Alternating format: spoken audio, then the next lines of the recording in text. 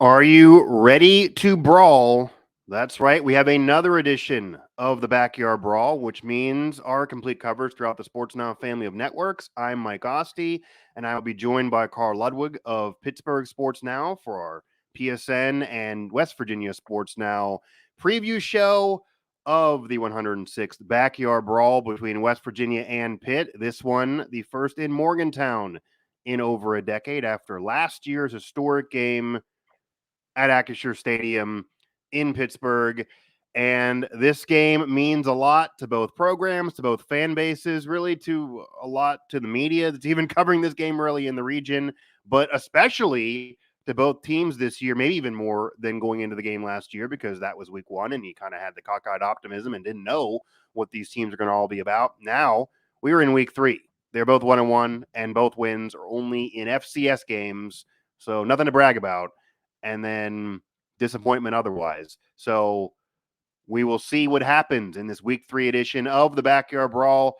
Karl, what are your thoughts in terms of the excitement level entering this game? Because I want to start there before we really unpack this. There's actually been a debate, and some of our colleagues have argued that Backyard Brawl, Pitt, West Virginia, it always means a lot. It used to mean a lot more when they were in the same conference, of course. You had the record-setting attendance that Taylor Swift then decided to break, but still owns it for the sports record at Acrisure Stadium last year. That was a rocking atmosphere, to say the least. We were both there in the press box.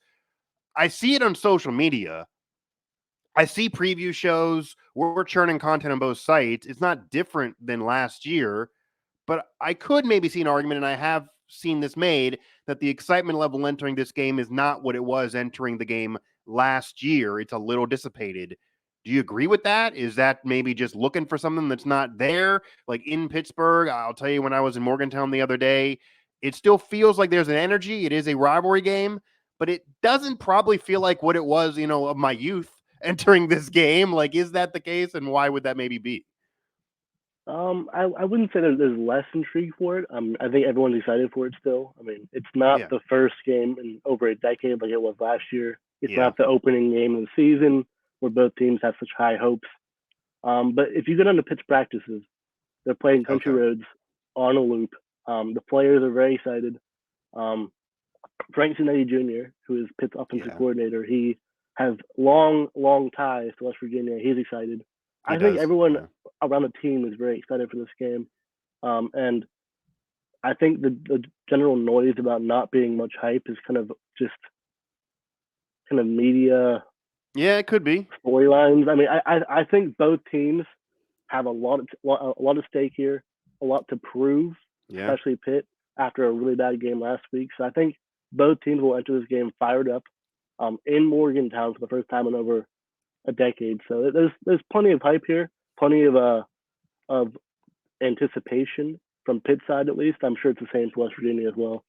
Yeah, and it could be a media thing, but it's just an interesting tidbit that's out there, because it also could be that you're comparing it to when they were in the same conference and going into those games. It might be unreasonable. Like that, you play in the game is great. Both sides want to play it. Who knows when they're going to play it again, but I certainly believe they're going to play it again based on what you're hearing from both sides. But maybe the hype that ever is going to exist at a conference in this college landscape is never going to be what it was, because that was just insane going into those games, certainly growing up with it. But nonetheless, the Backyard Brawl is here. And as you mentioned, having it be in Morgantown, a prototypical college town that is all about WVU, it might be a little different than having it at Acrisure Stadium in the North Shore, a home game for Pitt. Like, that's the difference of Pitt playing at a pro stadium versus West Virginia and certain programs playing at college stadiums where it's a full-on college feel. That's a whole debate for another day for Pitt fans. But obviously it was a rocking atmosphere, and you had the attendance record last year. And just seeing tailgates, it was wild. But you still got to wonder, like, what that would have been like if that was on a college campus, because that was the first game in a decade. This is going to be on a college campus. This is going to be at a college stadium where it's a college town, but it's not the first game in over a decade in general. You did have the game last year, even though this is the first one in Morgantown. Karl Ludwig of Pittsburgh Sports Now, Mike Asti here of WV Sports Now, as we're talking brawl. Now, do you have any thoughts on this game? Because this was a debate too that I do want to kind of just talk about here briefly. Last year was week 1. Neil Brown mentioned this, that he actually thinks week 1 is when this game should be played if it is their only Power 5 non-conference whenever they're out of these contracts. And clearly that's what they want at West Virginia, to be their out-of-conference schedule. But they would be fine with doing it week 1. You would have a hype machine no matter what. You'd have probably a lot more former alums and notable figures talking about the game going into it. Maybe there would be intrigue no matter how good or bad these teams are, because the weirdness throughout the history of these programs, as I'm sure you looked at, they're very rarely both really, really good at the same time. Usually it is one or the other. West Virginia's recent heydays, Pitt was down. West Virginia's been down in recent years where Pitt's been up. So if you do it middle of the season, even now, you might have some fans probably already, certainly after Pitt's last result, thinking, we're going to lose this. If I can't go, am I tuning in past halftime? Where week 1, again, you have this optimism no matter what.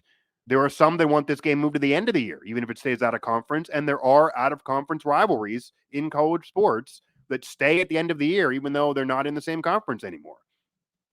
Do you like this middle of the season, kind of at the end of out of conference play? Do you want this week 1, or would you actually support moving this to the end of the year, which would then, I guess, you go out of conference schedule, in conference schedule, and then this could still depend on your overall year at the end. But of course, that would then also depend that if a team is well out of it or both teams are well out of it, then what intrigue would exist for that game as well? Yeah, I can see both sides of this. Obviously, the hype factor for week 1 is huge. Yeah. Entering the season last year, the hype was outrageous. Everyone was amped up, ready to go. But I do like it being at end of the year, kind of in that rivalry weekend. It just adds a bit more, like in today's college football with realignment taking away a lot of rivalries. There's still a place for non-con rivalries, and it'll get even bigger in the future now as more rivalries are broken up. I think playing in that last weekend, even if stakes aren't super high at times, it's still a chance for chaos to ensue, as was the case in the late 2000s. I mean, those games matter no matter when it's played. Yeah, you have the 07 opportunity that you wouldn't you have now. Like, for that, example, if West Virginia had that Pat White team now, I mean, you could still argue it. Like, for example, Pitt fans, I'm sure, could argue that the reason why they weren't in the playoff with Kenny Pickett is because of that Group of 5 loss earlier in the season for the overall resume. That's been talked about. So you could argue that, like, Western Michigan ruined Pitt's year to get in the playoff. But at the end of the day, it doesn't feel the same energy as doing it at the end of the year that like 13-9 did, obviously. Like, that's just not the same. It might factually be the same in a resume, but if Pitt would have beat that West Virginia team in week 3, and then you look at resume and say, well, if West Virginia had that win, it would be different. It wouldn't feel the same. You are running the risk, if both teams are average, then the national networks care about it at the end of the year. They may still care if one team is a lead and one team could upset and have a major historic upset. But if both teams are average, if you're looking at like 2 7-win seasons or anywhere from 5 to 7, like if a 5-7 West Virginia team played a 7-5 Pitt team, there's not end of the year. But in week 1, you would still maybe get intrigue. That I guess is the risk of the end of the year. I guess it's about kind of keeping up that intrigue in the brawl, even if both teams are bad, just playing hard-nosed rivalry football, which it's hard to do sometimes, but especially as the games come back now, it should still be, I mean, it's still a top rivalry in college football, even if the teams aren't great. So yeah, and you do, no matter when you play it, it's still people will watch it. Yeah, and I'm not, maybe this takes away a little bit of it this year in comparison to last year. Again, last year was the first time in a long time, and that was week 1. But I feel like the argument, really, the crux of this is whether you would want it week 1 or at the end of the year. Week 3 does feel a little bit like you're missing the boat here, but part of that, again, is the schedule. West Virginia was going to Penn State in week 1, so it probably would have been hard, and then Pitt had the FCS game. But yeah, it feels like week 1 or at the end of the year would make sense. And you do have some like Florida State. People bring up Kentucky, Louisville, South Carolina, Clemson. Like, these schools do throw it at the end of the year. I think also what's not talked about, especially among Pitt fans, is these conferences aren't the same in how they do schedules. So like I think it would be harder for West Virginia to have it be that way because they only get 3 out of conference games. So you then would have 2 go fully into the conference schedule, and then when nobody else has these natural out of conference rivalries except for Oklahoma State with Oklahoma.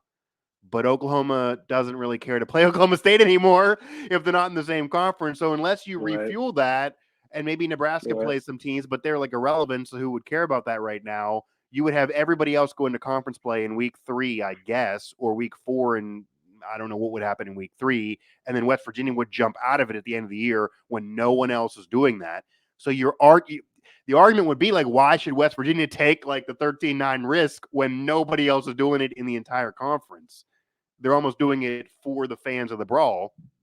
And I will tell you, Yeah, I mean, but in that same aspect, there's a different Pitt rivalry that's kind of predicated on taking that risk, and I think that the Pitt fan base has more respect for West Virginia because they want to keep playing the game. They want to have the games happen across all sports. Where on the other side, with a school in Pennsylvania, they are very they're very anti-Pitt, Penn State. Right. So I think the respect factor and wanting to play the games no matter what, for if it's not money, it's not for the chance of having a lost season. Yeah. It's the backyard brawl, and fans want to see it, and so does the admin and the coaches. They all want to have the game happen because it's the backyard brawl.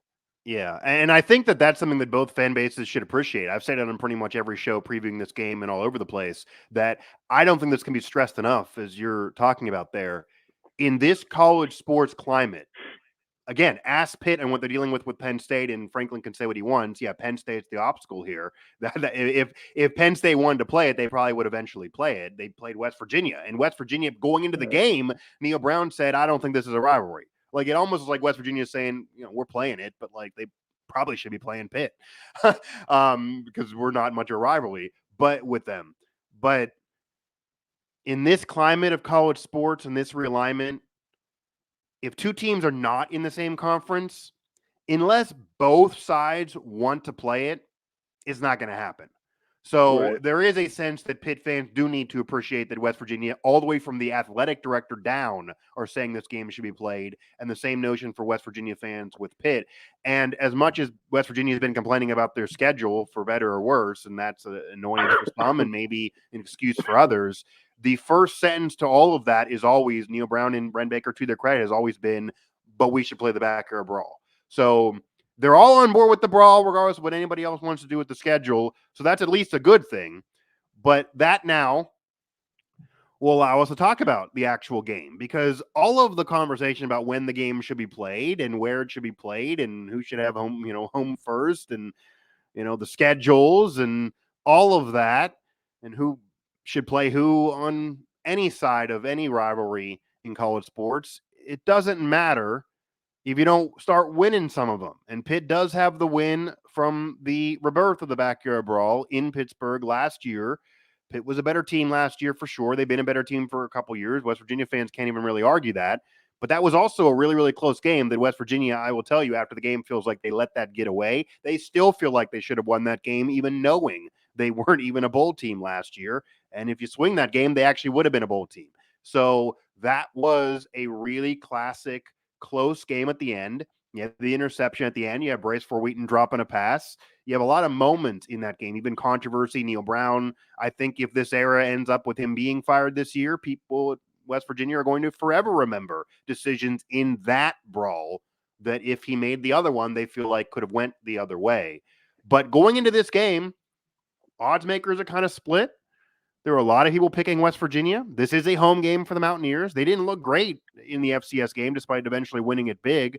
Pitt is coming off a loss to Cincinnati, and they won their FCS game. West Virginia looked kind of okay against Penn State early, maybe better than what people thought, but then Penn State clearly was the better team and pulled away. What are your thoughts about how this game is being viewed going in? Do you think there's any disrespect factor to Pitt being so much of a better team in recent years? This is a road game, but for odds makers to be split on this, maybe that's outside of conventional wisdom. Do you think maybe it makes sense for West Virginia to be favored on what you've seen weeks 1 and 2 so far for both of these two teams? Like, why do you think the odds are split going in, I guess, covering one of these programs? It's at home. It's in Morgantown for West Virginia. Pitt's been better, but the betting line's going all over the place. And actually, there's some recent bets in the last 24 hours that seem like people are leaning now towards the Mountaineers. Right. And like you said, it's a home rivalry game. It's under the lights at Milan Puskar is huge. That's a massive factor. It'll be a loud, rowdy crowd. Yeah. But also Pitt has a lot of questions that it has not answered yet. Quarterback, offensive line, offensive scheme, defensive line, linebacker. I mean, there's a lot of questions that Cincinnati exposed that will need to be answered very quickly. Pitt had a really bad game against Cincinnati. I mean, they came out and they handled they Wofford was a breeze, but Wofford also is a they're an FCS team that Right. was not comparable. Cincinnati came in as a 7-point dog, came in and from the first snap kind of handled business. They ran all over Pitt. Pitt's offense couldn't do a single thing against them for 3.5 quarters. It was a really eye-opening game that exposed a lot of the what ifs for Pitt in a negative way. I mean, Phil Dracovic was very, very bad for a majority of the game. His throws were off, his footwork was off. He didn't look comfortable the entire game. I mean, 10 for 32, 179 yards. That's a stat line Pitt fans are going to memorize if this doesn't go well. Right. It's 10 for 32 is ingrained in my brain, and I don't cover Pitt. Yeah. Right, and he went for his lead receiver on 11 targets, and there was not one catch made there. Yeah. Not one catch. They had 18 carries and for a team that runs the ball well, 18 carries is unacceptable. When Pitt went to its playmakers, they made plays, but that wasn't always the case. And then the run defense, as it was last year, Donaldson came in last year as an unknown and just gashed the run defense. The same thing happened this year against Cincinnati, where in the first half, Kiner just came out and ran all over him. There were some adjustments at the half, but there's tons of questions for this team that have not been answered yet. And going on the road against a tough team like this isn't a recipe for figuring out real quick, at least in betting odds. So I can see why it's a split. Yeah, and I guess this game being in West Virginia is part of this too. I feel like if this game was in Pittsburgh, that Pitt probably would be more comfortably favored, with now kind of odds being split, because the only argument back to that is, even though Pitt is coming off that loss and they look so down, and honestly, Karl, what I've been saying that I thought West Virginia could win this game for a while and thought Pitt was vulnerable here, Cincinnati kind of put the blueprint to beat Pitt, and it almost is what I thought West Virginia maybe could do to the Panthers in this game, and we'll see what happens. But West Virginia did not even look that great in the FCS game. Like, if West Virginia played Duquesne and just blew their doors off, I mean, we're talking 14-7 here, 14-10. We're talking an hour and a half rain delay. We got lightning out on the field. And that then ignited West Virginia to explode on offense. And then you saw West Virginia win that game comfortably and win it really, really big. And they actually ended up being able to cover the Vegas line there at the end because they kept doing work, which was kind of funny based on what happened in State College. But it's still hard to get over that was an FCS team that made you sweat a little bit early in that game. You mentioned Pitt versus Wofford. I mean, it wasn't even close. It was obviously a power team versus an FCS. That wasn't the vibe the first quarter or so, and they were West Virginia fans, as you know, that are just, the program's been down. They were arguing that, oh man, we're going to lose this game a quarter or so in. That was probably never reality. Like, there is an incredible disparity between even a bad or an average power team versus an FCS team. That was never something that I thought was even in the realm of possibility. But it's hard to go out of the game and feel really good. Like, Neil Brown wasn't pumping his fist in a post-game press conference. His first words were, "We got to win. We made it harder than it had to be," to paraphrase. So taking all that into consideration and then seeing people pick West Virginia when nationally everyone said they're going to win 2 games, even though that's probably sensationalism a little bit, it feels like a lot of these bets are off of people maybe thinking Pitt is overrated or being down on Pitt. Like, a lot of this might be about Pitt because of that game against Cincinnati more so than even about West Virginia. and the fact that they're home. Yeah, I agree. I think the uncertainty around Pitt is a major factor here, and then just playing on the road in a night game against West Virginia, it's just Yeah. it's a environment to begin with. I mean, you saw last year, Pitt was a better team last year. It was still Yeah. an important game all the way to the end. So I think playing on the road with this team that has tons of questions is definitely a factor in having a very slim betting odds um, entering the game this weekend. Yeah, Karl Ludwig of Pittsburgh Sports Now, Mike Asti, WV Sports Now, our Sports Now preview show here of the Backyard Brawl. This is the first one in over a decade in Morgantown after Pitt won it last year, setting the attendance record at Acrisure Stadium. And we would also be remiss if we didn't mention, and I'll give the nod to Mike Montoro, who threw this out there and everyone's been running with it. I understand Pitt played Duquesne on a Saturday night. I understand Pitt has played, or West Virginia played Duquesne on a Saturday night last week, and West Virginia has played some night games. They played Baylor at night last year, which was one of the few wins. This is the first true Saturday night game in Morgantown, and they're finagling this. So this is the first Saturday night game in Morgantown with a start time of after 7 o'clock, because obviously Duquesne, West Virginia played at 6 since 2016. So it's been a while. It's been a while, and that's Dana Holgerson. That's prior to Neil Brown. Neil Brown's never had one. So if this is it for him, he at least gets one, because this used to be a staple of the West Virginia program going back to even early Rich Rod. So this is that first true night game on a Saturday night after 7 o'clock kickoff in Morgantown for a while, which I think also can hype up the fan base, regardless of how they feel about the team, to want to kind of own that time slot, which was the previous mindset of Mountaineer fans.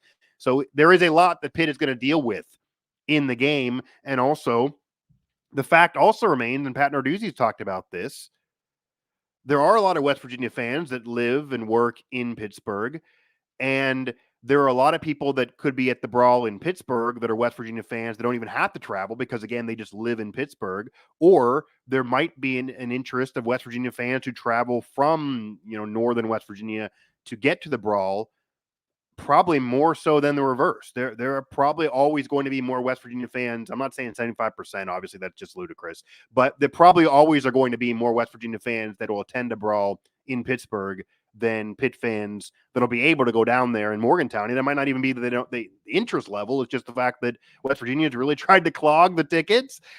They've tried to do different things with season ticket packages, etc. They try to make it difficult on Pitt fans. Pitt fans are bringing this up. So I don't know what the contingent of Pitt fan is going to be there. I do not believe going in that there are going to be as many Pitt fans in Morgantown that there are West Virginia fans at the Brawl last year, regardless of what we think of percentage-wise. So it should be a significant home field advantage for the Mountaineers, and you figure a rowdier and more electric crowd than even that Duquesne game, of course, because that was an FCS game. Now, getting to the game, though, I've always felt that if West Virginia was going to win this game, it was kind of, again, going to be what Cincinnati did last week to Pitt, where it'd be getting to Phil Jakovic, having him make mistakes. Maybe he would throw a pick or two. And the thought process going into the year for the Mountaineers was the secondary was deeper. You have PFF talking about Aubrey Burks could have a big year and get to the NFL. You talk about a guy like Beanie Bishop from the Big Ten coming over and being a leader to this team. And yet the West Virginia secondary has just been so bad and has been clearly the weakness of this team. They feel like they can be better. They should be better. I do think they should at least be better than what they've been week 1 or 2. But the recipe to beat Pitt for the Mountaineers feels like is also ironically the weakness of West Virginia, which I'm sure also means that Pitt and Phil Jakovic are going to throw and test out that secondary to borderline embarrass them early on. Neil Brown has said some changes are going to be made. So I'm not even sure who's going to be out there and how long they're going to be out there.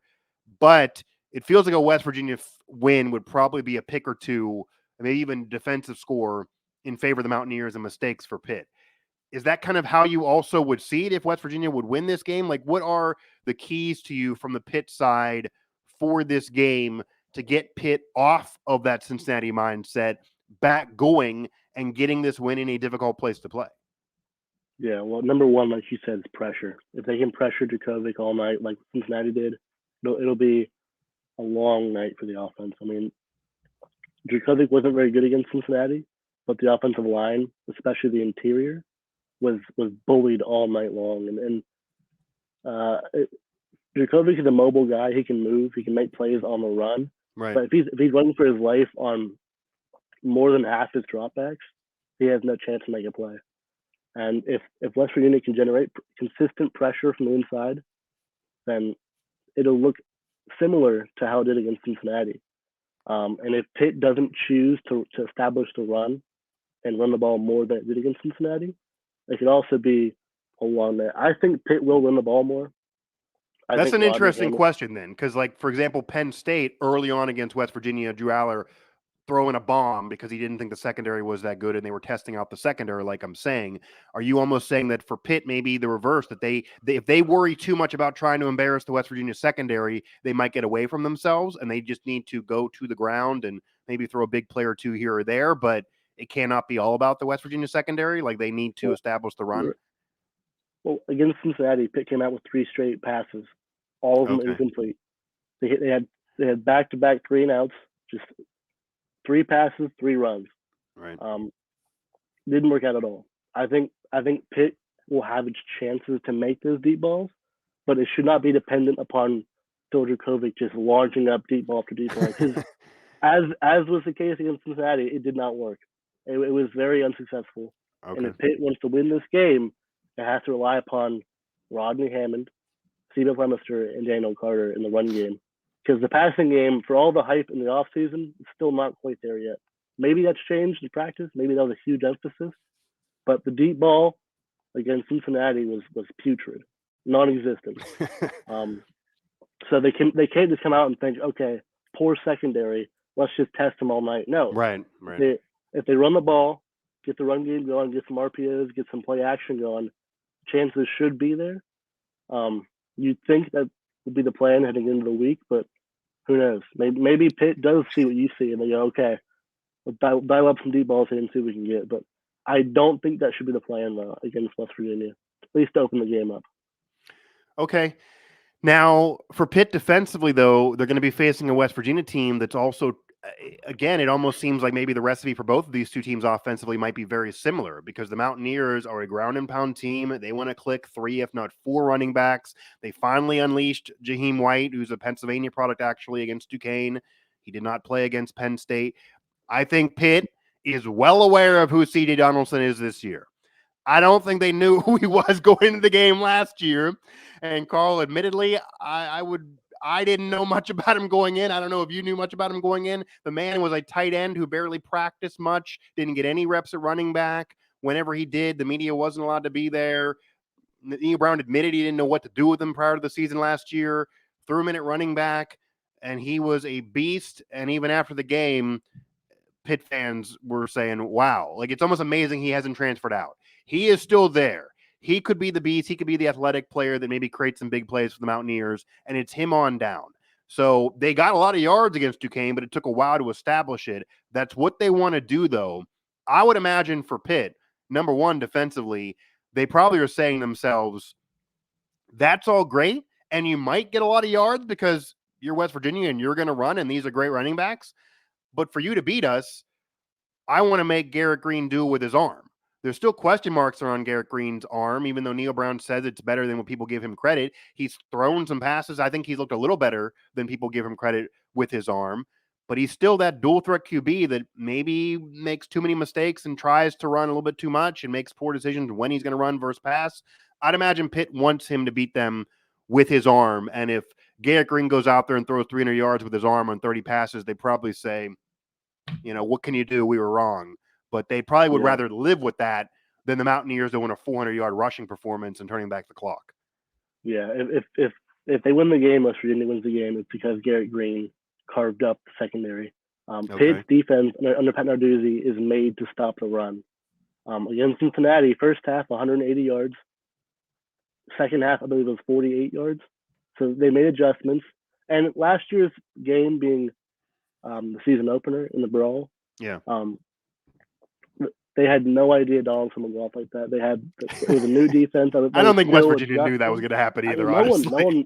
That was a shock to everyone.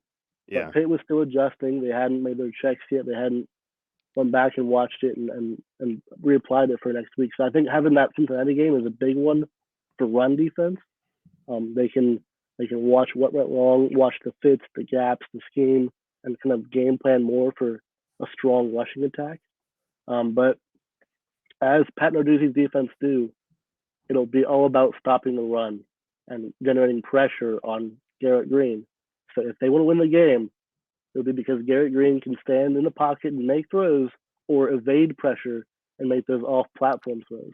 So it's really, if Garrett Green can be the passer on the run or in the pocket that they want him to be, they have a chance to make some plays there.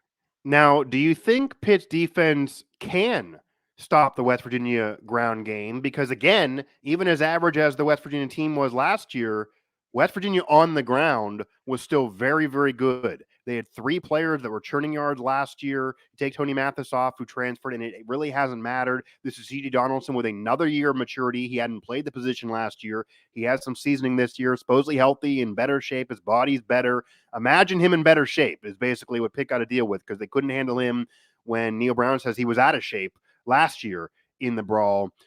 It seems like no matter what happens for West Virginia in the last couple of years, they always get yards on the ground.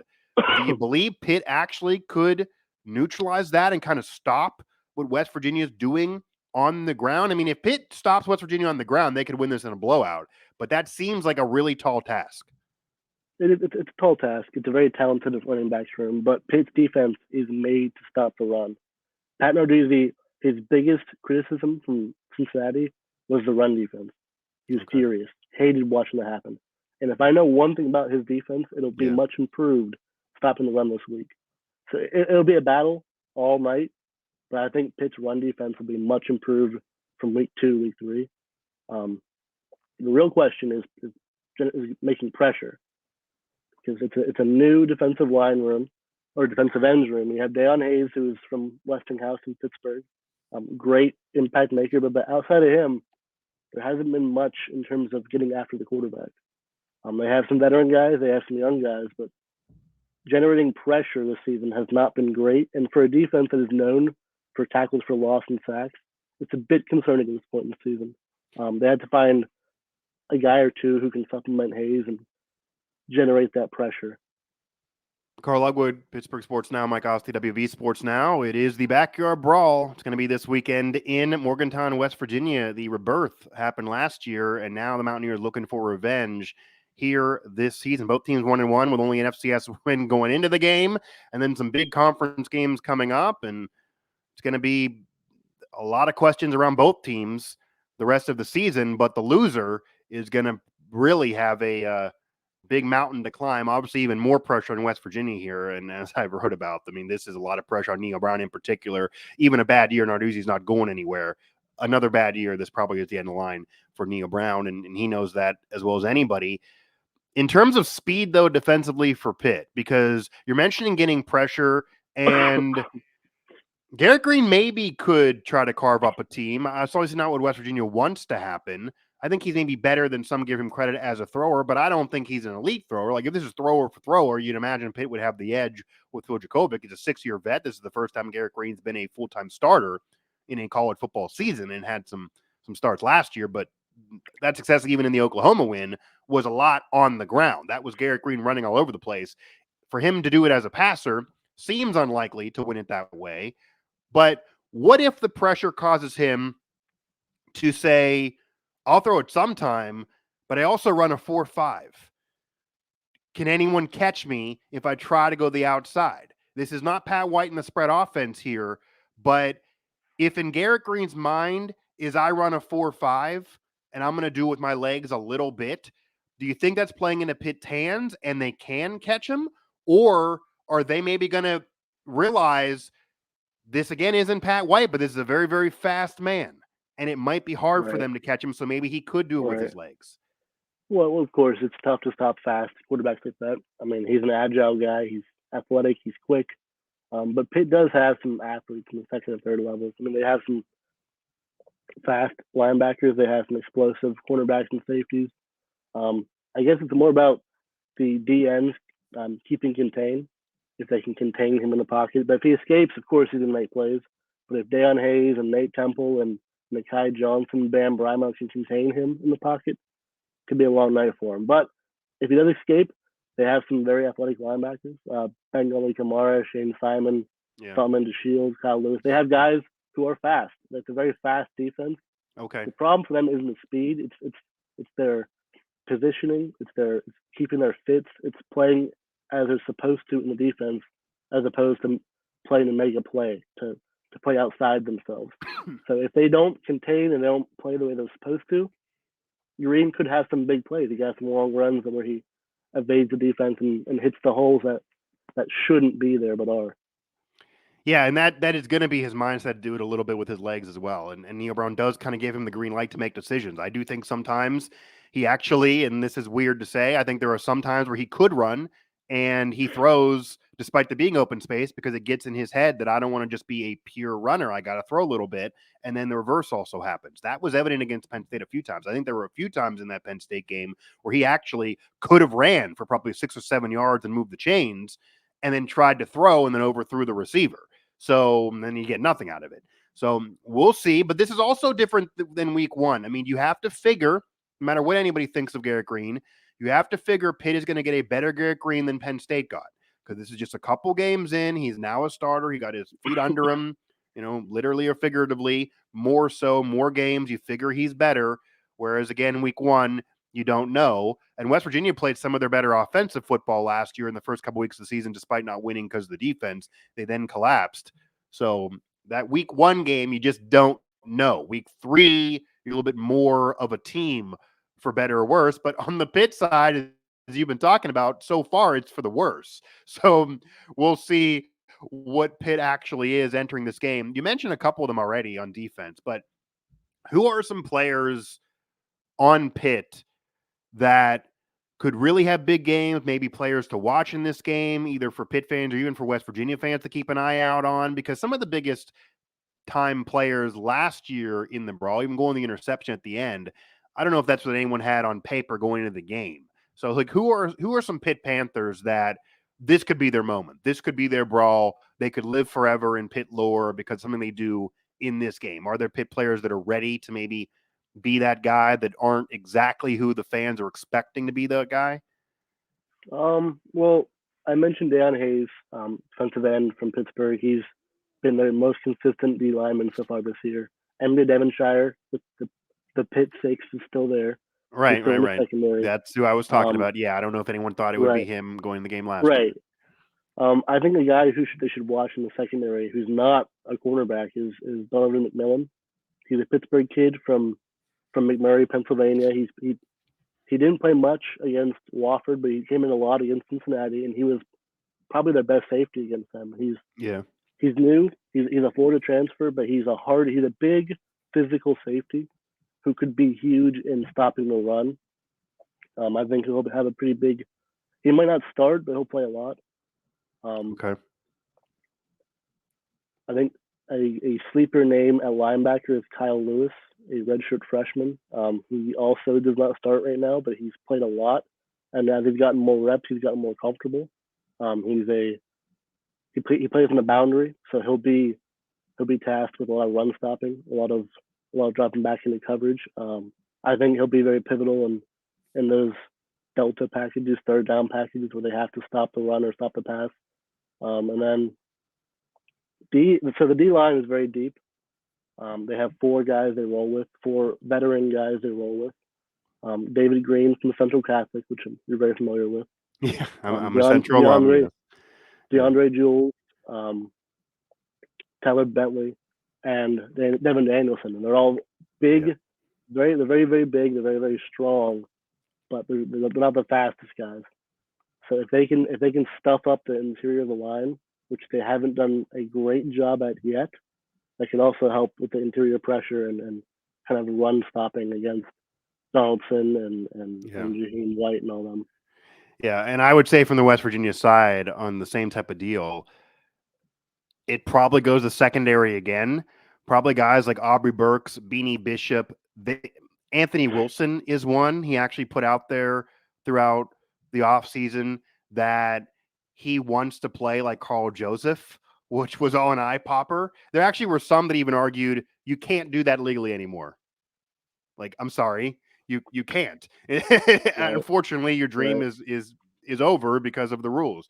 So those are players. He's a transfer addition that he wasn't a part of the game last year. Beanie Bishop was not a part of the game last year. Aubrey Burks was, but last year in the Brawl was his first time as a starter. This is now a full season of it, and many West Virginia coaches and even others around the country are saying that he could be a fringe NFL player. A moment like this is how you bump. So if Phil Jakovic is going to be throwing the ball, I'm not saying they're not going to run, but if he's going to be throwing the ball, even if he has 25 to 30 pass attempts, there could be opportunities for those guys in the secondary. And then offensively, I would think somebody like Colt Taylor also maybe could emerge in this game as a tight end. He's a pass catching tight end who wants to be the full package. He'll tell you that. He never really was utilized at LSU. He's a transfer. He also wasn't there last year in this game. West Virginia does have a lot of pieces that weren't there last year. He's been used. He hasn't had a big moment or really a big game yet as a Mountaineer. And I think if what you're saying happens, yes, Garrett Green could try to do with his legs. I'm sure he will at times. And maybe every now and then there'll be a big play deep that he may look for. He did actually do a better job of finding deep receivers against Duquesne than he did against Penn State. That was the problem against the Nittany Lions. He missed a lot of them. And Brown talked about that. But if he can't find one deep, the security blanket is supposed to be Cole Taylor. This is a big body tight end. So if he can get himself to basically always be kind of underneath there, and maybe Garrett Green could scramble and maybe he could have like a 5 or 6 reception game and kind of save him and be that security blanket and bail out those possessions, especially on the RPOs, that could allow Cole Taylor, even if he doesn't get in the end zone, to kind of be an underrated player in this game if West Virginia moves the ball on a regular basis, and certainly if they win. Maybe you're probably looking at Cole Taylor anywhere from 6 to 8 receptions for like 60 to 80 yards, all just kind of 5, 6, 7 yards off the RPO. The Green finds nobody else. Instead of with his legs, he looks to Cole Taylor, who's a big body tight end, and he makes the catch. That's something that I'd wonder if maybe if Pitt is matched up for him. Because again, this is a bigger tight end than normal. I'm sure they can handle him, but that maybe is a player that could try to take over this game for the Mountaineers as well. And I'd imagine they're going to keep going to him and keep using him. And there were some balls kind of overthrown a little bit that he's so big that Green maybe relied on his size too much against Penn State. We'll see if they work those kinks out a little bit now in week 3, where maybe Cole says, hey, I know I'm really tall and can put my hands up, but let's not make me jump on every single ball. He's still got to throw it, within my range. I do actually have a range, even though I'm also a big body pass catching tight end. So that's also a possibility here. What does this game though mean for the Pitt season? Because everybody knows you lose this game and you miss a bowl game again. I mean, that's just below expectations for the West Virginia program. That'll be the end of the line for Neil Brown. You do lose this game and somehow crawl in a bowl. I do think there's a chance Brown could return, but it's not where you want the program to be nonetheless. This matters a lot for the West Virginia program, arguably more certainly than Pitt, because Pitt did win it last year and West Virginia's been floundering. Pitt has been up in recent seasons. But what does this mean for Pitt? Because Narduzzi, after the ACC title year, made it pretty clear he does not want that to be an aberration. He wants way more. I think most Pitt fans are probably disappointed in last year despite winning the Sun Bowl. They kind of thought that could have been more. It didn't work out with Slovis. But if this doesn't work out with Jakovic and Pitt maybe is a 7-8 win team again, but they're clearly well below that elite status that Narduzzi feels like they should be, there then are going to be people around the country saying, yeah, you had the pick at Heisman year, but you're always going to be a 7 or 8 win team. You're never going to get to Ohio State's level. Maybe Penn State shouldn't play you because they don't gain anything by beating you. That whole conversation will probably exist all offseason from Penn State fans. And then it'll be back-to-back years that a transfer QB didn't work out. Like, will that make Narduzzi think like West Virginia did, like, we got to stop with transfers. Let's try to grow somebody because that didn't work out. Is there pressure? Like, what'll be the reality for Pitt if you lose this game? There'll be back-to-back rivalry losses, this one on the road, be 1-2 with only an FCS win. The elite season's now 2 years away rather than it being a year ago. Is that going to be a vibe that'll be hard to get over, at least for this season for Pitt? Yeah, I wouldn't say it's a must-win game, but it's pretty close. If they come out and lose and Dracovic struggles, then you're gonna have a lot of angry fans. We have a very angry fan base. You'll have the first below 500 record since I believe 2020, which is quite a few years ago now. And it's not the way you want to enter ACC play against now a very tough ACC schedule of you're playing North Carolina, you're playing Notre Dame, you're playing Florida State, you're playing Duke. Right. So if you enter the ACC schedule, you have some easier games like VT, and there you have Boston College. But if you enter ACC play below 500, and I would not. I wouldn't expect a whole bunch, especially if they don't show up against West Virginia. Showing up is important here. They come in here. So if they lose a close game, you think that Narduzzi could sell it because it is the Brawl. You can't win every single time, and people wouldn't be happy still. But if they show up and they show improvement and they show that they've worked on the problems from Cincinnati, then I can see like, okay, it's a tough loss, but we'll bounce back. We'll play UNC at home and we'll move on. If they come out and it's Cincinnati Part 2, people will be very upset, and understandably, you can't have back-to-back goose eggs against two rivals for Cincinnati, sure, but a bad loss would be crushing. It'd be a backbreaker to the program. The fan base would lose a lot of interest in Narduzzi, and even more so in Fodorkovic. So it's a pretty important game here. They don't have to win it, but it's pretty imperative to win this game and to show that they've made the changes they needed to after last week. Yeah, and as much as Narduzzi's seat is not anywhere near as hot as Neil Brown, as you know, and it's almost like it's been forgotten now because he had the ACC title year, it really was not that long ago that a lot of Pitt fans were done with Narduzzi. Prior to the ACC title year, and even after the loss against the Group of Five early in that season where Pickett threw 6 TDs, but they lost and the defense was awful, there were people saying, you're a defensive guy. Pickett shouldn't have to rely on the defense not giving up 40+. You lost to a Group of Five. We're done. They wanted Narduzzi fired early in the season in which they won the ACC and were in the Peach Bowl. So, again, he's not going to be fired even in a bad year, but I'm sure those same people would then creep up and say, Kenny Pickett saved your job. It was Kenny Pickett who did it. You're overrated. You have the 1 year with Pickett. You disappointed last year a little bit, and then now you're losing to West Virginia. Like, give Kenny Pickett a gift basket, but I'm done again. So I could see that, even though, again, you're not far removed from our conference title. I'd imagine, though, that even more pressure of the immediacy would be what Narduzzi would do with Phil Jurkovec. I mean, he said he's the guy, but that's back-to-back rivalry losses, and you play poorly. He is the transfer QB, but there are some that argue that Slovis was allowed to linger a little too long last year, which kind of ruined the season. I don't know if Narduzzi makes that mistake again. Like, could that be the end of the line for the local product who didn't come as a high school recruit, comes years and years later, and then have his career be 2 rivalry losses, FCS win, and just sucking? Like, that's the real question. I don't think anyone's really sure what Narduzzi will do if Jurkovec struggles again. He was emphatic last year in defending Slovis. Yeah, it's been the same way this year for Jurkovec. I think if it gets bad, he'll make a change. I think if he gets bad, he will need to make a change. There are guys who can fill in for him.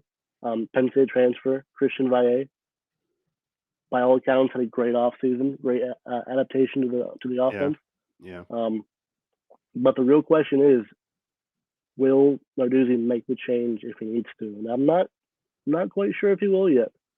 I think week 3 is still early because once you do it, it's hard to put him back in.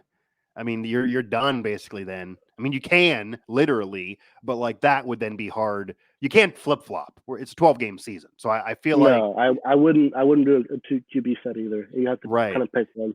And especially this style of QBs, because I know that Neil Brown did talk about on the flip side for the Mountaineers early in the year that, okay, he had the battle. It was two younger QBs. It wasn't like the year before where it was a transfer QB and JT Daniels versus Garrett Green who hadn't done it. That was kind of a mirage. It was such a fake competition that Pat Narduzzi, even before the Brawl, was like, what are we doing here? JT's clearly going to start.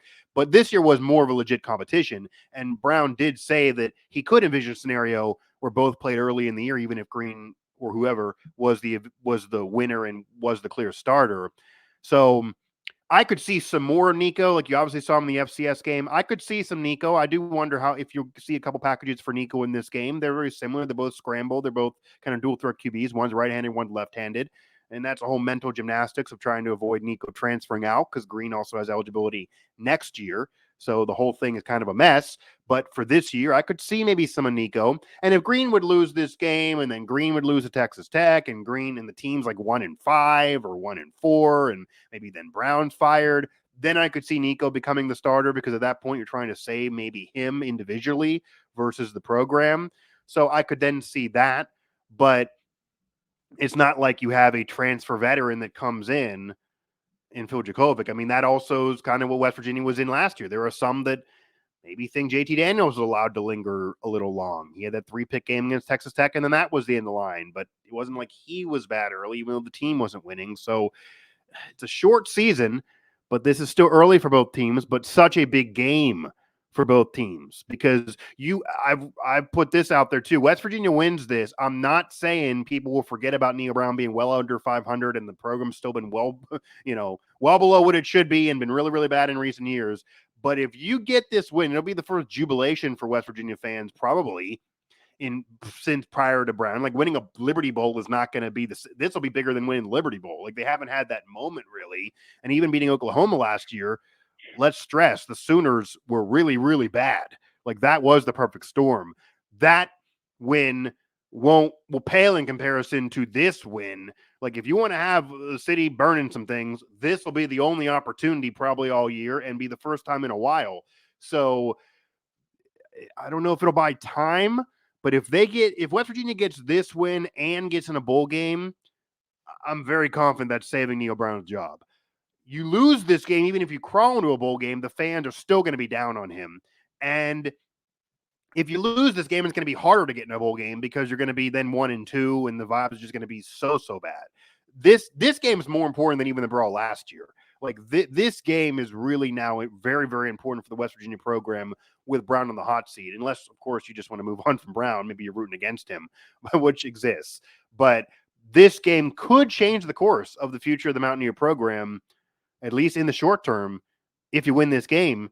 And it could even flip-flop the two programs because I don't think Pitt really ever thought they'd be in this situation where they'd be going in the 2023 Backyard Brawl, risking being below 500 and being mad at another transfer QB with how high the vibes were going into last season, or certainly after the Brawl at that point where they thought, okay, we're just the same. We're going to be elite. Maybe we're going to vie for national title. Now it's like, can you get back to major bowl game, let alone going up to a national championship level, which is where they thought they were a couple years ago. So a lot on the line here in the Backyard Brawl, a lot more than even the picture that we're painting here. But, it's really one of those games that I feel like any of these results, Carl, I don't know how you feel. I feel like if this game ends up being a blowout win for Pitt, I wouldn't be surprised. If this game ends up being a West Virginia win and Garrett Green even does it with his arm, I wouldn't be surprised. If this game ends up being a close win for Pitt, that Garrett Green makes a mistake or somebody makes a mistake at the end and there's controversy, I wouldn't be shocked. I wouldn't be shocked if we got Neil Brown at the end of the game saying it like wasn't a fair game. I wouldn't be shocked if we got the end of the game, Pat Narduzzi saying we got jobbed and like I'm not counting it as a real game either. I wouldn't be shocked if West Virginia maybe even wins this game by a touchdown if you get the Pitt result from last week in Cincinnati and they actually do what they want on the ground and then Green gives them a little bit through the air. None of that would surprise me. Yeah, I mean, there's so many questions here that aren't answered, so I have no idea right now what to expect for this game. It should be a huge like litmus test for both teams right now entering conference play. I mean, whatever happens here, I mean, it's week 3 coming off. They both played FCS, both played Power 5. Yeah. Now they can show that they've learned and grown. So what you get this week is more so what will be the rest of the year. So this is a huge test for both of them. You would figure, or at least it's going to be the vibes. I mean, I mean, I'm sure I'm sure the losing coach is going to leave this game saying it's a long season ahead. If we win the rest of these other games, we can make up for this. You want to win the rivalry games, but like I'm sure Narduzzi, if you lose this game, is not going to say the year's over. He's going to say, Well, look, Clemson lost, other teams have lost. Like we win our goal of going into every year is winning the conference. It's still in front of us. Even without the Coastal, like all of that is still in front of us. It's not, the teams you think we could never beat. They're not who they used to be. We're right there still. All of that, I'm sure he'll try to sell maybe after getting mad, and that'll be like the Monday presser. And Neil Brown, I'm sure, will also try to sell saying, hey, if we're right there in the Big 12, it doesn't matter what you do against Pitt. It's the one benefit of it being an out-of-conference game. We did show we're closer, even though we didn't win. We're trusting climbs, and, we got to try to worry about Texas Tech, and all that'll be sold too. I'm sure Mountaineer fans will roll their eyes all through that thing if that's what he's selling. And there might even be some Pitt fans that are rolling their eyes at Narduzzi if they're coming out of a bad performance in the Brawl saying, yeah, I mean, okay, being third in the ACC and losing the Brawl and losing Cincinnati is not really, I'm not excited. So that'll be the sales pitch for both the losing coach, and obviously the winning coach will say, hey, we're kind of playing with house money here. At least we got the Brawl win, no matter what else happens. But it is a game that certainly can go either way. So we got to do what everyone else is doing now. What is your pick? 106 Backyard Brawl. Pitt has the edge from the rebirth a season ago. These teams are very different, though, so it is even hard to say this is full revenge. They're different QBs, the same coaches, but they are very different. Right. These are two teams that need this win. They're both entering this game with a lot of pressure on the program and even what's going on this year to get this win. What do you think happens in Morgantown on Saturday night? I think Pitt wins. I still think Pitt doesn't have to win the game. I think it's a close game. Okay. I'm going to say 27-21, Pitt win. Oh man, it's almost the same as the Cincinnati game. It just Pitt wins it. Right. Yeah. I think Pitt doesn't have to win the game. Okay. I think that they don't miss any field goals this time. Okay. I think Nukovic isn't as poor as he was against Cincinnati, and the offensive scheme is different. So I think Pitt does just enough to win the game. Okay, so you have 27-21 in favor of Pitt. Now, I've been saying this for a while, and I do believe this was a vulnerable game for Pitt. I do believe West Virginia certainly could win this game, and I've picked them where I've been to the point this week. I'm not going to change now. I do think West Virginia wins this game. Again, the secondary has been really, really bad, and I'll admit I didn't think it was going to be this bad. I don't know if anyone thought it'd be this bad. I mean, you have more players that PFF says are good this year, and it's worse. It's arguably worse. So if it doesn't really turn it around, then yes, this could be Pitt in a blowout. I almost feel like that if Pitt wins this game, they're going to win by at least 10 points, if not two scores, and West Virginia's secondary is just going to get fully exposed, and it's going to be a bad day at the office. But if it's a close game, and West Virginia's secondary shows they're better than what they've been the first 2 weeks, and Garrett Green doesn't play away from himself and at least plays smart football, which he's been, even if he's not throwing 300 yards, like he plays smart football with his arm and his legs, then I do think West Virginia wins this game. So I'm going to go more in the neighborhood, and I do think it's going to be similar, though. I'm going to go more in the neighborhood of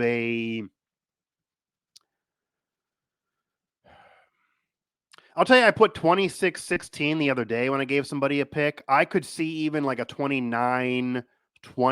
I think that neighborhood. I think right. I think that. that. Yeah, I agree. I think it's similar, and I guess both of those picks for either side would ruin some Vegas bets because a 9-point win for the Mountaineers would not at all be what Vegas is saying right now. It would kind of split even 2.5 in favor of W for some. So this might be one of those games that if you're a bettor, I maybe would argue staying away from a little bit here. But I kind of think like it's going to be one of there's definitely going to be field goals needing to be kicked here. I'm thinking maybe a couple field goals, maybe one touchdown or so, maybe the difference in favor of West Virginia. They definitely need the win more. I think they can win it. I do think they do win it. And it'd also be interesting if it's what the result you're saying, because it almost sounds like that if it's what you're saying for Pitt, that they'll win it and there'll still be people wanting Fujakovic out. Like, he'll do enough to win, but then it'll be he's still under pressure for the next game because, like, you didn't impress me still. So that'll be an interesting way of winning it for Pitt, that Pitt fans will say, you win the brawl, but West Virginia's down and you weren't even still good. So, like, if we want to be elite, like, that's not elite. So we'll see what really the perception of both programs ends up being after the game. But West Virginia needs to win more. That's not even really a debate. I do think West Virginia wins this game.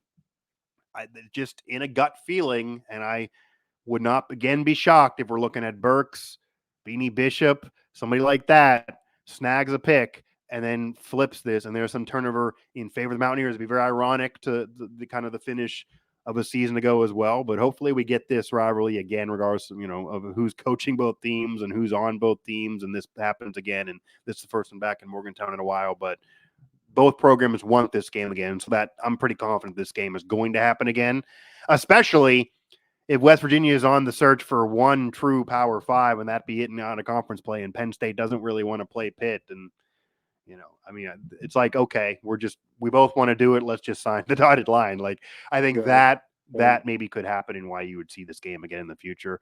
Karl, your coverage is going to be at Pittsburgh Sports Now. Mine is at WV Sports Now. In fact, both of ours is on both sites, actually, this week. And all the cliches are there. The rubber meets the road, everything you want to say.